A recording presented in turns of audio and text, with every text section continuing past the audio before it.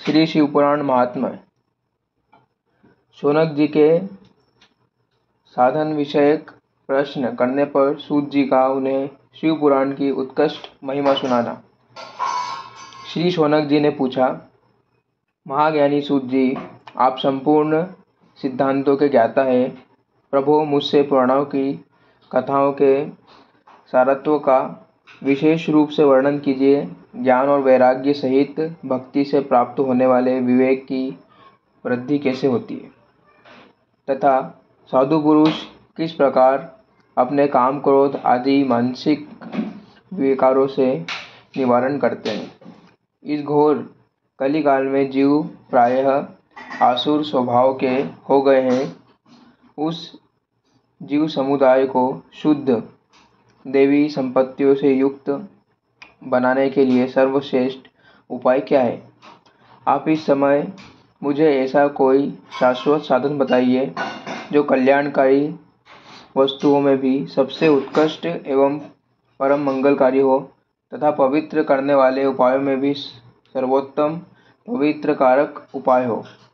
तात वह साधन ऐसा हो जिसके अनुष्ठान से शीघ्र ही अंतःकरण की विशेष शुद्धि हो जाए तथा उससे निर्मल चित्त वाले पुरुष को सदा के लिए शिव की प्राप्ति हो जाए। श्री सूत जी ने कहा, मुनि श्रेष्ठ शौनक, तुम धन्य हो क्योंकि तुम्हारे हृदय में पुराण कथा सुनने का विषय प्रेम एवं लालसा है। इसलिए मैं शुद्ध बुद्धि से विचार कर तुमसे परम उत्तम शास्त्र का वर्णन करता हूँ।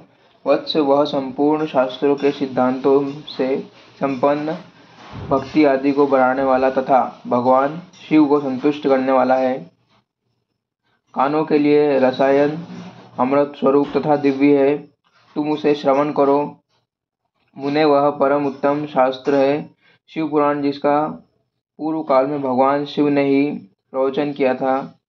यह काल रूपी सर्प से प्राप्त होने वाले महान त्रास का विनाश करने वाला उत्तम साधन है। गुरुदेव व्यास ने सनत कुमार मुनि का उपदेश पाकर बड़े आदर से संक्षेप में ही इस पुराण का प्रतिपादन किया है।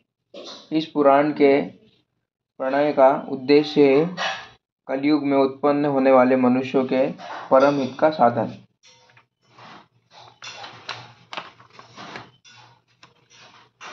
यह शिव पुराण परम उत्तम शास्त्र है।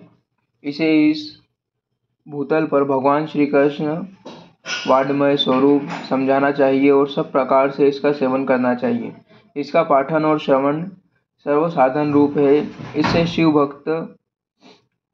भक्ति पाकर श्रेष्ठ स्थिति में पहुंचा हुआ मनुष्य शीघ्र ही शिव पद को प्राप्त कर लेता है। इसलिए संपूर्ण यत्न करके मनुष्यों ने इस पुराण को पढ़ने की इच्छा की है अथवा इसके अध्ययन को अभीष्ट साधन माना है।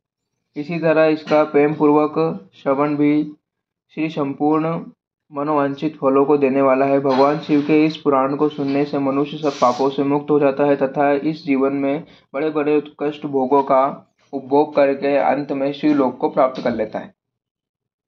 यह शिव पुराण नामक ग्रंथ 24,000 श्लोकों से युक्त है। इसकी 7 संहिताएं हैं। मनुष्य को चाहिए कि वह भक्ति, ज्ञान और वैराग्य से संपन्न हो, बड़े आदर से इसका श्रवण करे और 7 संहिताओं का युक्त यह दिव्य शिव पुराण परब्रह्म परमात्मा के समान विराजमान है और सबसे उत्कृष्ट गति प्रदान करने वाला है।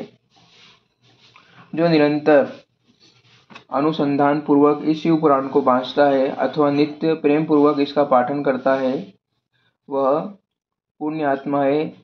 इसमें संशय नहीं है कि जो उत्तम बुद्धि वाला पुरुष अनंत काल में शिव भक्ति पूर्वक इस पुराण को सुनता है उस पर अत्यंत प्रसन्न हुए भगवान महेश्वर अपने पद धाम प्रदान करते हैं। जो प्रतिदिन आदर पूर्वक इस शिव पुराण पूजन करता है वह इस संसार में संपूर्ण भोगों को भोगकर उत्तम में भगवान शिव के पद को प्राप्त कर लेता है।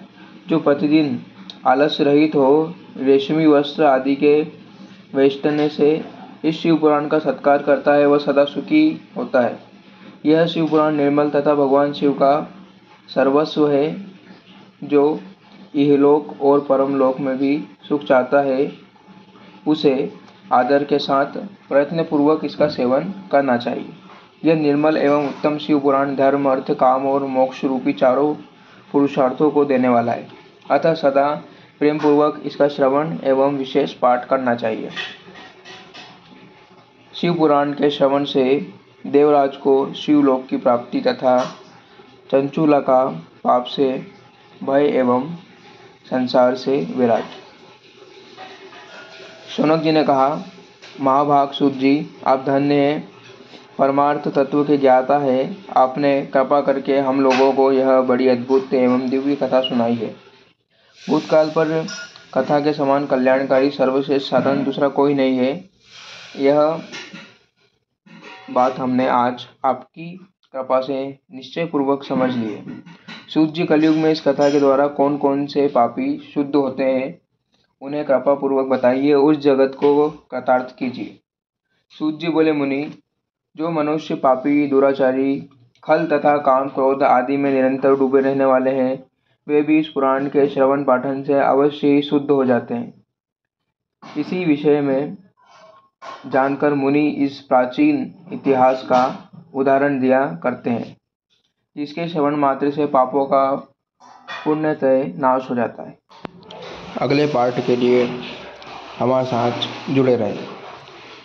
कथा का आनंद लीजिए, परमानंद लीजिए। ओम नमः शिवाय।